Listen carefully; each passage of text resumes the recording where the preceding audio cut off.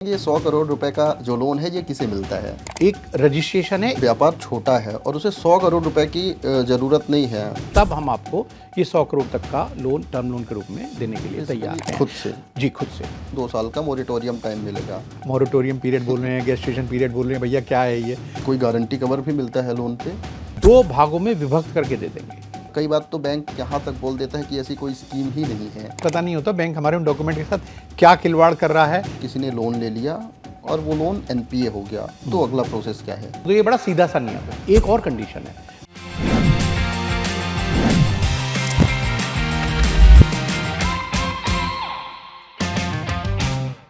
नमस्कार, एमएसएमई बदलाव के अगले एपिसोड में आपका स्वागत है। आज एक बार फिर हम साथ में हैं एक बहुत ही ख़ास मेहमान के साथ, जो एमएसएमई से जुड़ी स्कीम्स को इतनी आसान भाषा में एक्सप्लेन करते हैं कि आपके मन में कोई और सवाल नहीं रह जाता। आज हम जिस टॉपिक पे बात करने जा रहे हैं वो है म्यूचुअल क्रेडिट गारंटी स्कीम। ये स्कीम 100 करोड़ रुपए तक का लोन प्रोवाइड करती है। कैसे और ये कैसे लोन मिलता है आपको, इन तमाम बातों में जानकारी देने के लिए हमारे साथ मौजूद हैं चैम्बर ऑफ एमएसएमई के प्रेसिडेंट मुकेश मोहन गुप्ता जी। धन्यवाद सर। मुकेश जी, सबसे पहले तो आपका जागरण बिजनेस में बहुत बहुत स्वागत है। और पहला सवाल ही है म्यूचुअल क्रेडिट गारंटी स्कीम के बारे में। ये स्कीम क्या है, आसान भाषा में हमारे दर्शकों को समझाइए। देखिए, एक एमएसएमई की सबसे बड़ी जो समस्या है ना, आप किसी एमएसएमई से बात कर लीजिए, कहीं जाइए, वो आपको कहेंगे कि भाई बैंक लोन नहीं देते। और लोन अगर देते भी हैं तो वो कहते हैं भाई कोलेटरल सिक्योरिटी लाओ, दुकान मकान ज़मीन ऐसी कोई चीज़ लाओ, तब हम तुम्हें लोन देंगे। तो अगर हम बात करें, सरकार बहुत सारी ऐसी स्कीम लेकर आ रही है जहां पर बिना कोलेटरल सिक्योरिटी के एमएसएमई को लोन मिल सकता है। शुरुआत कर दी है मुद्रा लोन से, जहां पर 20 लाख रुपए तक का लोन बिना किसी सिक्योरिटी के अब कह दिया रिजर्व बैंक ऑफ इंडिया ने भी। उसके बाद credit guarantee trust for micro and small enterprises है, जहां पर 10 करोड़ तक का लोन बिना सिक्योरिटी के मिलता है। अब लोगों ने कहा भाई दिल मांगे मोर, तो उन्होंने कहा कोई बात नहीं, आप तो स्टार्टअप हो, तो आपके लिए स्टार्टअप के लिए credit guarantee scheme for startup 20 crore तक का लोन देंगे। लेकिन एमएसएमई ने कहा कि आपने तो यार स्टार्टअप को तो 20 करोड़ तक का लोन दे दिया और हमें तो 10 करोड़ तक का लोन दिया बिना किसी सिक्योरिटी के, तो हम तो पीछे कैसे रह जाएंगे। तो सरकार एक स्कीम लेकर आई, म्यूचुअल क्रेडिट गारंटी स्कीम, और उन्होंने कहा कि भाई अब इतना दे रहे हैं, इसके बाद आप कुछ मत मांगना। 100 करोड़ रुपए तक का लोन बिना किसी अगर सिक्योरिटी के आपको दे दिया जाए तब तो खुश होना। तो ये वही स्कीम है, 100 करोड़ तक का कोलेटरल फ्री लोन देने की एक पहल है सरकार के द्वारा, जिसका नाम उन्होंने रखा है म्यूचुअल क्रेडिट गारंटी स्कीम। जी, बहुत आसान भाषा में आपने समझाया। अब मुकेश जी, हम जानना चाहेंगे 100 करोड़ रुपए का जो लोन है ये किसे मिलता है? तो जैसे मैंने कहा कि ये एमएसएमईज के लिए है, लेकिन इसमें कुछ एलिजिबिलिटी क्राइटेरिया है। देखिए, एमएसएमई की पहचान कैसे होगी, मतलब कैसे पता चलेगा बैंक को जब वो लोन देने जाएंगे कि भाई ये एमएसएमई है या नहीं।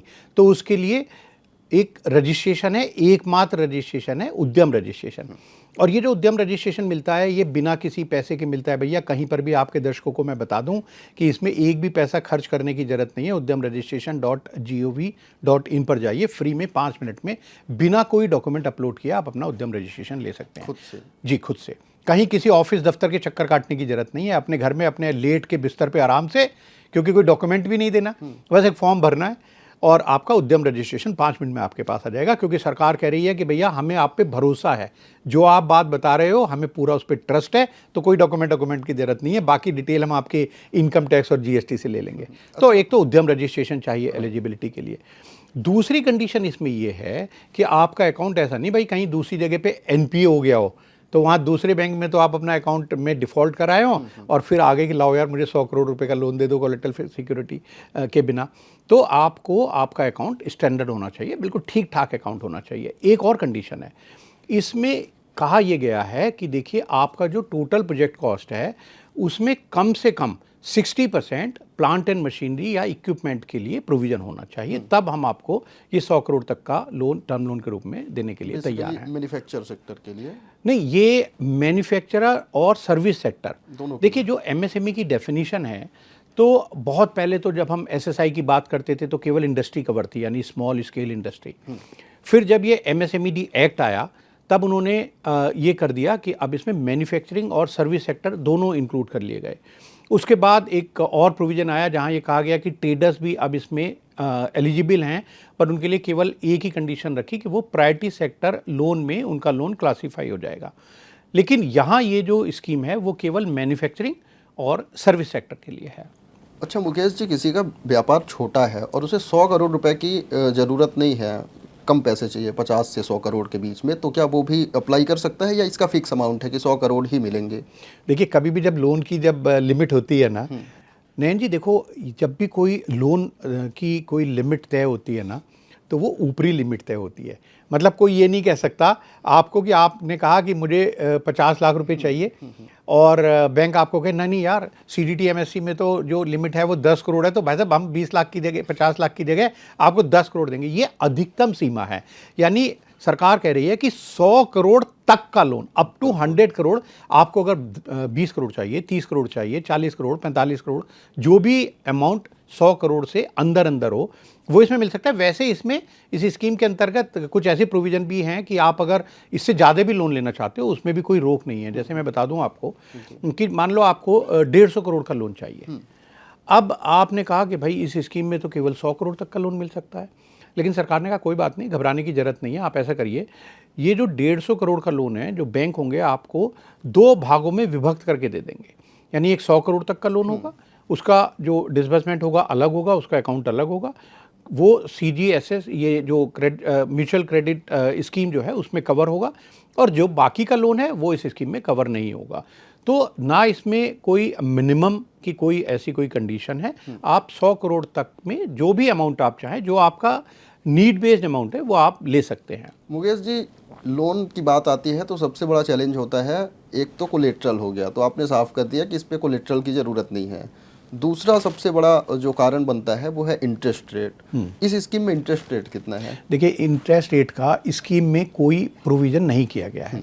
मतलब ना यहाँ स्कीम में ये कहा गया है कि भाई मिनिमम ये होगा, ना ये कहा गया है कि ये मैक्सिमम होगा। तो जो इंटरेस्ट रेट जो गवर्न होता है ना, वो बहुत सारे फैक्टर से गवर्न होता है। वो इस बात पर डिपेंड करता है कि अभी हमारा ईबीएलआर, एमसीएलआर क्या चल रहा है, बैंक उसके ऊपर कितना और लेना चाहता है। यानी ये डिपेंड करेगा हर बिजनेस की रेटिंग के ऊपर, काफ़ी कुछ उसके ऊपर डिपेंड करता है। तो जहाँ बैंक को लगता है कि भाई रेटिंग बढ़िया है, अच्छी है, तो रिस्क कम है, तो वो रेट ऑफ इंटरेस्ट भी कम रहेगा। जहाँ लगेगा कि रेटिंग थोड़ी कम है और रिस्क थोड़ा ज़्यादा हो सकता है, वहाँ रेट ऑफ इंटरेस्ट कम रहेगा, ज़्यादा रहेगा। तो लगभग आप मान के चलो कि 8% से लेके 11% तक आप एक ब्रॉड में आपको लिमिट बता रहा हूँ, बट ये किसी भी दर्शक के लिए एक ऐसा फैक्टर नहीं होना चाहिए कि वो कल को मुझे आके पकड़ लेंगे, भाई आपने तो ये कहा था और मुझे तो बैंक ने 11.25% लगा दिया। तो ये काफ़ी कुछ डिपेंड करेगा एमएसएमई के ऊपर, और मेरी एमएसएमई से ये गुजारिश है कि प्लीज़ आप अपने जो भी कंप्लायंसेस हैं, जो भी टाइमली पेमेंट हैं, उन पर ख़ास ध्यान रखें। अगर आप इन सब चीज़ों पर ध्यान रखेंगे तो बिल्कुल आप निश्चिंत रहिए कि आपको बैंक भी कम ब्याज पर लोन देने के लिए तैयार रहेंगे। मुकेश जी, एमसीजीसी स्कीम जो है, इसके तहत क्या वर्किंग कैपिटल की ज़रूरतों के लिए भी लोन मिलता है या अपग्रेड करने के लिए ही है ऐसा? तो आपका बहुत अच्छे सवाल हैं, और इसमें 2 सवाल आपने पूछ लिए। एक आपने पूछा कि भाई क्या वर्किंग कैपिटल के लिए भी मिलेगा, और दूसरा आपने कहा कि अपग्रेड करने के लिए ही ये लोन मिलेगा। तो मैं दोनों सवालों का जवाब देता हूं आपको। देखिए, ये जो स्कीम है ख़ास तौर से केवल और केवल टर्म लोन के लिए है।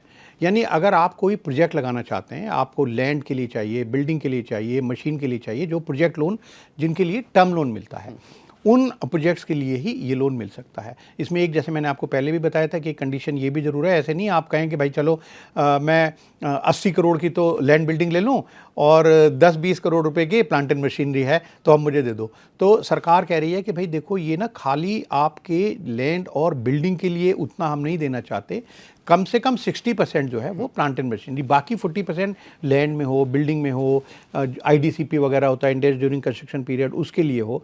वर्किंग कैपिटल के लिए इस लोन में प्रोविज़न नहीं है। तो ये दूसरा आपका सवाल ये था कि क्या ये अपग्रेडेशन के लिए मिलता है। ये जो स्कीम है, ये एक बहुत ही इंपॉर्टेंट इन्फॉर्मेशन है, और ये ब्रेकिंग न्यूज़ भी हो सकती है आपके लिए कि ये नए यूनिट्स के लिए भी मिल सकता है। यानी आप एक नया यूनिट लगाना चाहते हैं, लेकिन आपको ये प्रूव करना पड़ेगा नयन जी, जो भी एमएसएमई लोन लेना चाहते हैं, कि भाई उनका जो अपना मार्जिन है वो कहाँ से लेकर आएंगे, उनको कितना एक्सपीरियंस है कि बैंक उनको 100 करोड़ का लोन दे दे। तो अगर किसी की एक यूनिट कोई और चल रही है, या कोई और ऐसा एक्सपीरियंस है, या फैमिली बिजनेस है, वो अगर उसमें कोई भी नया बिजनेस शुरू करना चाहते हैं, वहाँ भी इस स्कीम का फ़ायदा ले सकते हैं। कोई मोरेटोरियम टाइम?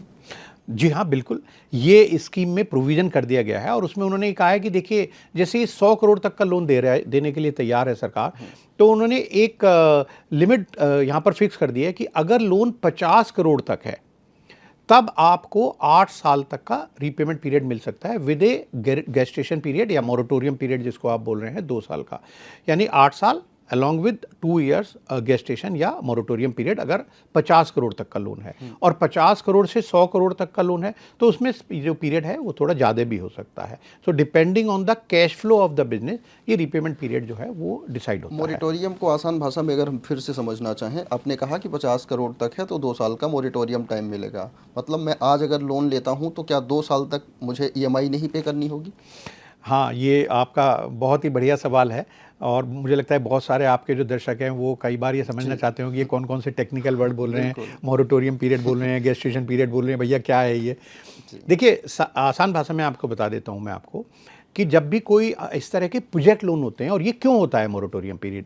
जब भी कोई हम प्रोजेक्ट लगाते हैं तो मान लो मैं ये कहूँ कि भाई मुझे एक लैंड परचेज़ करनी है या मैंने लैंड परचेज़ कर ली, अब मुझे इस पे बिल्डिंग बनानी है, फिर कुछ मशीन लेकर आऊँगा तो आप मुझे इसके लिए लोन दे दीजिए। तो क्या होगा, जैसे बिल्डिंग बनने में हो सकता है 6 महीने, साल भर का टाइम लगे। फिर मैं मशीन के ऑर्डर दूँगा, मशीन के आने में, उनके इंस्टॉल होने में कुछ टाइम लगेगा। इसके बाद मुझे बिजली चाहिए, मुझे पॉल्यूशन का एनओसी चाहिए और जितने भी लाइसेंस रजिस्ट्रेशन है वो चाहिए, तब जाकर ये मेरा प्रोडक्शन शुरू होगा। अगर मुझे बैंक कहे कि भाई मैंने आज लोन दे दिया, आप अगले महीने से ईएमआई मेरी देनी शुरू कर दो, तो कहेंगे कि भाई साहब मैं कहाँ से दूंगा ईएमआई, मेरे पास तो, क्योंकि जो रीपेमेंट होता है ना, वो रीपेमेंट होता है out of cash flow. Bank भी कहता है कि भाई आप लोन लो, पैसे कमाओ, प्रॉफिट जनरेट करो और मेरा लोन वापस कर दो। ये बड़ा सीधा सा नियम है। तो यहाँ मोरेटोरियम पीरियड का मतलब ये होता है कि जो इम्प्लीमेंटेशन पीरियड होता है उसको ध्यान में रखते हुए ये डिपेंड करेगा हर प्रोजेक्ट में अलग अलग। मतलब अगर कोई ये कहे कि भाई मैं लैंड बिल्डिंग तो मेरे पास बनी बनाई है, मुझे खाली मशीन के लिए आप लोन दे दीजिए, तो नेचुरली जो इम्प्लीमेंटेशन पीरियड है वो कम होगा, क्योंकि मशीन के लिए ऑर्डर देना है, मशीन आ जाएंगी, प्रोडक्शन शुरू हो जाएगा, तो हो सकता है 6 महीने में प्रोडक्शन शुरू हो जाए। हमें अगर बिल्डिंग भी बनानी है तो बिल्डिंग बनाने में हो सकता है 1.5 साल लग जाए, और बड़ी बिल्डिंग बनानी है हो सकता है बिल्डिंग बनाने में ही 2 साल लग जाए। तो ये जो पीरियड है, इस पीरियड में कैश फ्लो जनरेट नहीं होता। तो ये प्रोविज़न कर दिया गया मोरेटोरियम पीरियड का, उसमें ये कहा गया कि भाई देखिए, आपको जो प्रिंसिपल इंस्टॉलमेंट है वो नहीं देनी इस पीरियड में, केवल जो ब्याज है वो देना है। लेकिन मैं खास तौर से ये भी बता दूं, वो जो इंटरेस्ट देना होता है इस मोरेटोरियम पीरियड में, उसका भी प्रोविज़न आप प्रोजेक्ट कॉस्ट में कर सकते हैं। उसको हम बोलते हैं इंटरेस्ट ड्यूरिंग कंस्ट्रक्शन पीरियड। यानी जो इस इम्प्लीमेंटेशन पीरियड में जो ब्याज लगेगा वो कैलकुलेट कर लेते हैं हम पहले, और उसको भी कहते हैं कि भाई इस ब्याज का भी 30% या 25% या जो भी मेरा मार्जिन है एमएसएमई का वो मैं दूंगा, बाकी पैसा वो बैंक दे देगा इस लोन में से और बाद में मुझसे सब वसूल कर लेगा। अच्छा Mukesh sir, mutual credit guarantee scheme के तहत क्या कोई गारंटी कवर भी मिलता है लोन पे? हाँ, नाम ही है गारंटी, तो भाई कोई तो गारंटी दे रहा है। तो एनसीडीटीसी जो है एक ऑर्गेनाइजेशन है वो गारंटी देती है, और यहाँ जो गारंटी है वो लोन अमाउंट का 60% तक गारंटी देने के लिए तैयार है जी। अच्छा, अब आसान भाषा में इस लोन को अप्लाई करने का तरीका बता दीजिए। देखिए, इसमें आप अप्लाई करने के लिए जितने भी शेड्यूल्ड कमर्शियल बैंक हैं या जो फाइनेंशियल इंस्टीट्यूशंस हैं जैसे सिडबी है या कुछ एनबीएफसीज हैं, उन तीनों में से, इन तीनों तरह से आप कहीं पर भी लोन अप्लाई कर सकते हैं। तो लोन अप्लाई करने के लिए आपको पूरा अपना प्रोजेक्ट रिपोर्ट बनाना पड़ेगा, अपना दिखाना पड़ेगा कि जो भी डॉक्यूमेंट्स हैं वो क्या क्या डॉक्यूमेंट्स हैं। इसके लिए हम chamber of Indian micro small and medium enterprises में भी काफ़ी मदद कर रहे हैं एमएसएमईज़ की। तो अप्लाई करने के लिए आप बैंक में भी अप्लाई कर सकते हैं। अगर आप हमारी मदद चाहते हैं तो एक ख़ास तौर से हमने एक वेबसाइट बना दी है msmeloans.co.in। इस वेबसाइट पर जाकर अगर कोई भी एमएसएमई किसी भी तरह का लोन यहाँ पर रिक्वेस्ट हमें भेजते हैं तो हम उनसे बात करते हैं, उनकी मदद करते हैं। और हमने जितने भी बैंक्स हैं भारत में पब्लिक सेक्टर में, अधिकतर ज़्यादातर बैंकों के साथ हमने एमओयू साइन कर रखा है। यानी हमारी उनके साथ एक मेमोरेंडम ऑफ अंडरस्टैंडिंग राइटिंग में है, जहाँ पर हमने ये कर रखा है कि अगर हम कोई प्रपोजल होगा एमएसएमई का तो हम उसकी पूरी पहले अपनी ड्यू डिलिजेंस करते हैं और फिर बैंक्स को वो रेफ़र और रिकमेंड करते हैं अपने सब रिपोर्ट के साथ कि हाँ ये प्रपोजल है। डिसीजन बैंक का होगा, लेकिन अगर कोई भी एमएसएमई हमारी ये मदद लेना चाहते हैं तो वो msmeloans.co.in पर जाकर ये अप्लाई कर सकते हैं, हम उनकी पूरी मदद करेंगे। अक्सर इस तरह के लोन जब अप्लाई किए जाते हैं, जैसा आपने कहा कि प्रोजेक्ट रिपोर्ट अपलोड करनी होती है, प्रोजेक्ट रिपोर्ट बनाना एक बड़ा चैलेंज होता है खासतौर पे नए एमएसएमईज़ के लिए। तो क्या आप अपने जो जिस वेबसाइट का नाम बताया उसके थ्रू आप मदद कर सकते हैं? जी हाँ, बिल्कुल हम उसमें पूरी मदद करेंगे। डीपीआर यानी डिटेल प्रोजेक्ट रिपोर्ट से लेकर जितने भी डॉक्यूमेंट चाहिए उन सब के लिए। मैं आपको एक और इनिशिएटिव बता दूं, अगर आप मुझे परमिशन दें तो हम कर प्लीज़। रहे हैं। देखिए, लैक ऑफ अवेयरनेस सबसे बड़ी एक जो प्रॉब्लम है एमएसएमईज़ की। यानी उनको बहुत सारी स्कीम्स के बारे में पता नहीं होता, कौन से लाइसेंस, कौन से रजिस्ट्रेशन कैसे लेने होते हैं, राइट इसका सर। जानकारी नहीं होती। तो इसके लिए इस बजट में ऑनरेबल फाइनेंस मिनिस्टर ने एक अनाउंसमेंट किया था कि हम भैया ये बड़ी प्रॉब्लम है, हम इसको समझते हैं और जो प्रोफेशनल हैं सीए, सीएस वगैरह जो हैं, वो शायद पूरी तरह से मदद नहीं कर सकते, खास तौर से टियर 2, टियर 3 सिटीज़ में, और एग्ज़ैक्टली सर। करते भी हैं तो शायद उनकी फ़ीस इतनी ज़्यादा होती है कि एमएसएमई को पे करने में दिक्कत होती है। तो प्रोफेशनल्स के साथ पैरा प्रोफेशनल बनाने की बजट में अनाउंसमेंट था और ऑनरेबल फाइनेंस मिनिस्टर ने इसका नाम दिया कॉर्पोरेट मित्रा। उन्होंने कहा कि हम कॉर्पोरेट कॉर्पोरेट मित्रा। मित्रा कोर्स एक क्रिएट करेंगे। उसको कंप्लीट करने के बाद जो भी हमारे जो लोग हैं जो कहीं एम्प्लॉयड हैं, नॉन एम्प्लॉयड हैं, वो अगर पैरा प्रोफेशनल बनकर अपना ऑफिस खोलना चाहते हैं या उनकी एम्प्लॉयबिलिटी बढ़ाने के लिए कि भाई जो एमएसएमई को चाहिए वो सर्विसेज देने के लिए अगर वो उसको ज्वाइन भी करना चाहते हैं तो कॉर्पोरेट मित्रा हम बनाएंगे। तो हमने चैम्बर में ऑलरेडी एक कॉर्पोरेट मित्रा का कोर्स पूरा डिज़ाइन कर दिया है जो अवेलेबल है कॉर्पोरेट मित्रा course.com पर। यहाँ पर 120 चैप्टर हैं, हर चैप्टर को हमने 6 तरह से समझाया है। अच्छा। यानी अगर आपने ये कोर्स ज्वाइन कर लिया तो जब तक आप उसको समझ नहीं लेंगे पूरा, आपकी जान छोड़ेंगे नहीं। तो हमने वहाँ पर पूरा एक बहुत स्टडी मटेरियल है, उसके बाद वहाँ पर पीपीटी प्रेजेंटेशन के रूप में हमने बताया, फिर हमने पॉडकास्ट के रूप में बताया, फिर वीडियो के रूप में बताया, फिर फ्रीक्वेंटली आस्क्ड क्वेश्चन है, और साथ में हमने जितने भी रजिस्ट्रेशन, लाइसेंस या जो भी ये लोन अप्लाई करने का सिस्टम है उनके लिए स्टेप बाय स्टेप प्रोसेस बताया कि आप कैसे कर सकते हैं। तो आप ये एमएसएमई मित्रा कोर्स जो भी हमारे एमएसएमईज हैं वो भी जाकर ज्वाइन कर सकते हैं। तो मुकेश जी से कैसे मिलना है, कैसे बात करनी है, उसका पूरा तरीका हम आपको अपने इस वीडियो के डिस्क्रिप्शन में समझा देंगे। अब वापस से म्यूचुअल क्रेडिट गारंटी स्कीम के अप्लाई करने का तरीका तो आपने बता दिया। एक बड़ा चैलेंज जो फेस करते हैं सबसे ज़्यादा एमएसएमईज़, उसके बारे में बात कर लेते हैं, और वो है कि आसानी से लोन ना मिलना। स्कीम्स बहुत अच्छी होती हैं, एक्सप्लेन बहुत अच्छा किया जाता है, लेकिन जब लोन लेने कोई बैंक या एनबीएफसी में जाता है तो कई बार उसे कई चैलेंजेस फेस करने पड़ते हैं और उसे प्रॉपर लोन नहीं मिलता, या कई बार तो बैंक यहाँ तक बोल देता है कि ऐसी कोई स्कीम ही नहीं है। तो इस चैलेंज से कैसे बाहर आएँ? देखिए, इसमें जो सबसे बड़ी ये जो आपने प्रॉब्लम बताई एक एमएसएमईज़ की, इसको हमने भी समझा और मैं बताता हूँ कि रूट कॉज़ क्या है इसका। क्या होता है कि जब मैं किसी बैंक में लोन अप्लाई करता हूँ तो बैंक मेरे डॉक्यूमेंट्स के साथ, मेरी इन्फॉर्मेशन के साथ, मुझे नहीं पता क्या क्या वो जो अंदर सर्जरी कर रहा है ना, ऑपरेशन कर रहा है, तो जैसे बाहर पेशेंट के घर वालों को पता नहीं होता या पेशेंट बेहोश है उसको पता नहीं होता जब सर्जरी होती है कि भाई क्या क्या हो रहा है उसके बॉडी पार्ट्स के साथ साथ, ऐसे ही जो डॉक्यूमेंट जब हम सबमिट करते हैं तो हमें पता नहीं होता बैंक हमारे उन डॉक्यूमेंट के साथ क्या खिलवाड़ कर रहा है, क्या ड्यू डिलिजेंस कर रहा है, और क्या ड्यू डिलिजेंस करके उसने क्यों ये डिसाइड कर लिया कि भाई हम लोन नहीं दे सकते। देखिए, मैं ये कह रहा हूँ, ये पब्लिक मनी है तो ये हम नहीं कहते कि हर एप्लीकेशन को सेंक्शन ही करना है, लेकिन ये जानने का हक शायद एमएसएमईज़ को है कि मेरा लोन अगर रिजेक्ट हुआ तो क्यों रिजेक्ट हुआ। बिल्कुल। ताकि उससे दो फायदे होंगे, एक तो उसको क्लैरिटी रहेगी, ट्रांसपेरेंसी रहेगी, और दूसरा, क्या अगर एक बार लोन रिजेक्ट हो गया तो वो ठीक नहीं हो सकता क्या? चोर डकैत ये भी सब कुछ साल जेल में रहकर उसके बाद बाहर आते हैं तो साधारण ज़िंदगी जीते हैं, तो अगर एक बार लोन रिजेक्ट हो गया तो उसको बता तो दो, भैया तुम्हारी ये गलती थी, ये ठीक कर लोगे तो हम लोन तुम्हें दे देंगे। बिल्कुल। हमने एक और इनिशिएटिव हम लॉन्च करने जा रहे हैं इस इंटरनेशनल एमएसएमई डे पर, और बहुत ही एक गणमान्य व्यक्ति जो हैं श्री अतीश कुमार सिंह जी, जो एडिशनल सेक्रेटरी हैं डीपीआईआईटी में, जी। वो इसको लॉन्च उनके द्वारा हम कराएंगे।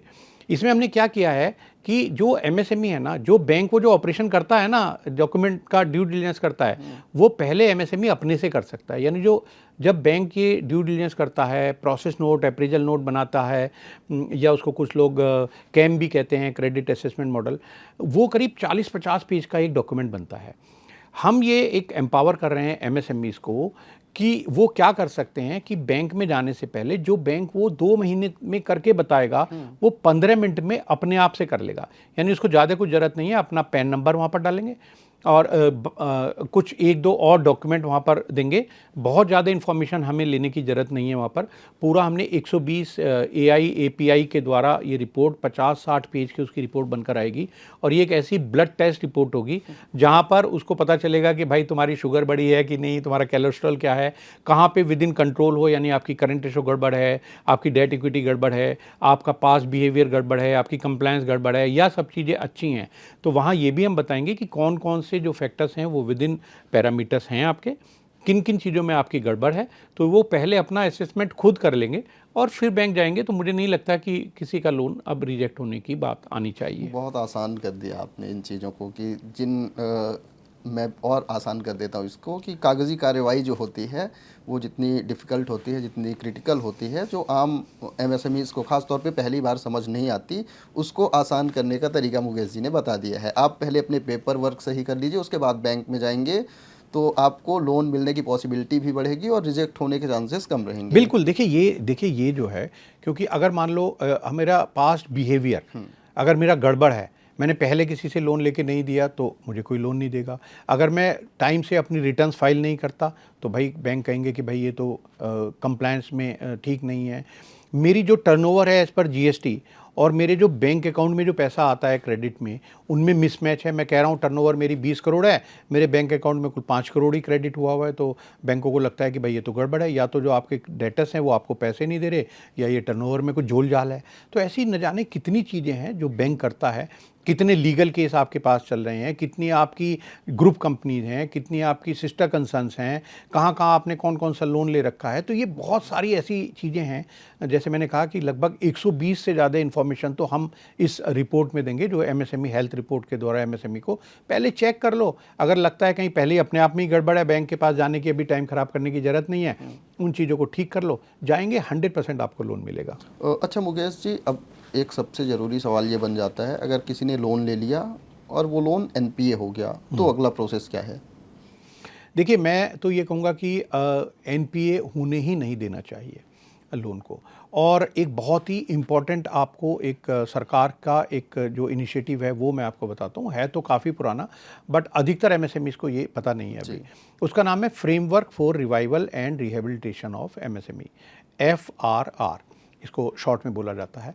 इसके अंतर्गत ये कहा गया है कि जो भी एमएसएमईज़ हैं, उन्होंने अगर कोई लोन लिया और उसमें उनका स्ट्रेस आ रहा है, थोड़ा उनको लग रहा है कि भाई मुझे दिक्कत हो सकती है लोन के रीपेमेंट करने में, उनको तुरंत जाना चाहिए अपने बैंक के पास। उनको कहना चाहिए कि भाई मैं अभी एनपीए नहीं हूँ, अभी ठीक ठाक हूँ, आप मुझे लेकिन देख लो, मेरा कुछ स्ट्रेस हो रहा है, या तो कोई मेरा जो बायर है उसके साथ प्रॉब्लम हो गई, कोई मेरा माल मिलने में समस्या हो रही है, या ये जो हम पिछले दिनों देख रहे थे वॉर के वजह से ये कुछ समस्या हो सकती है, कोई भी समस्या हो सकती है, तो उनको बैंक में जाना चाहिए। उनको कहना चाहिए कि मेरा आप रीस्ट्रक्चरिंग कर दीजिएगा।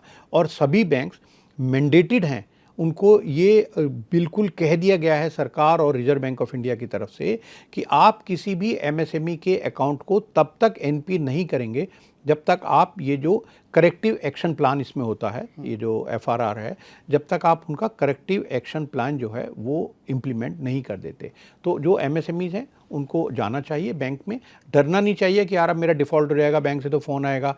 फ़ोन आने से पहले आप खुद जाइए और बताइए कि भाई मैं प्रॉब्लम में हूँ, या तो मुझे कुछ इस फ्रेमवर्क फॉर रिवाइवल रिहेबिलिटेशन में एडिशनल लोन देने का भी प्रोविज़न है। एक और बहुत ही खास अनाउंसमेंट किया है सरकार ने अभी, जहाँ पर उन्होंने कहा है emergency credit line guarantee scheme 5.2। वहाँ ये कहा गया है कि क्योंकि ये जो स्थिति है थोड़ी जो वॉर वाली जो स्थिति है, ग्लोबल जो स्थिति चल रही है, वो थोड़ी स्ट्रेस दे रही है एमएसएमईज़ को।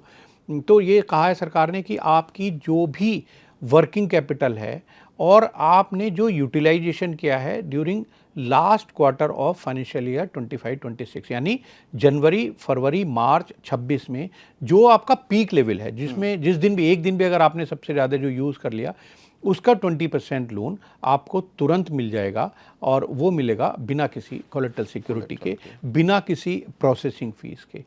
तो और गारंटी फीस भी यहाँ सरकार नहीं ले रही इस लोन पर।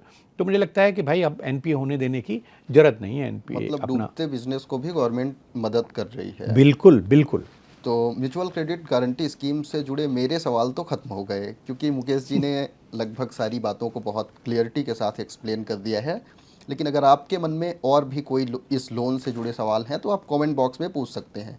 इसके अलावा कोई सलाह या सुझाव है तो business@jagrannew media.com पर मेल करके भी हमें भेज सकते हैं। तो मुकेश जी, हमारे साथ जुड़ने के लिए बहुत बहुत धन्यवाद। आपका ज़्यादा वक्त नहीं लेंगे, लेकिन ऑडियंस के अगर इस तरह के सवाल रहते रहे तो हम आपको बार बार याद करते रहेंगे, बुलाते रहेंगे। नहीं, मैं धन्यवाद देना चाहता हूँ कि सर आपने मुझे इस लायक समझा और आपके दर्शकों से, आपके श्रोताओं से मुझे जुड़ने का मौका दिया। और मेरी तरफ से भी यही रिक्वेस्ट है कि आप इस वीडियो में प्लीज़ कमेंट करके अपने जो भी क्वेश्चन है बताइए। मैं भी बात करूँगा दैनिक जागरण बिजनेस से और उन सवालों का जवाब हम मिलकर आपको देने की कोशिश करेंगे। नमस्कार।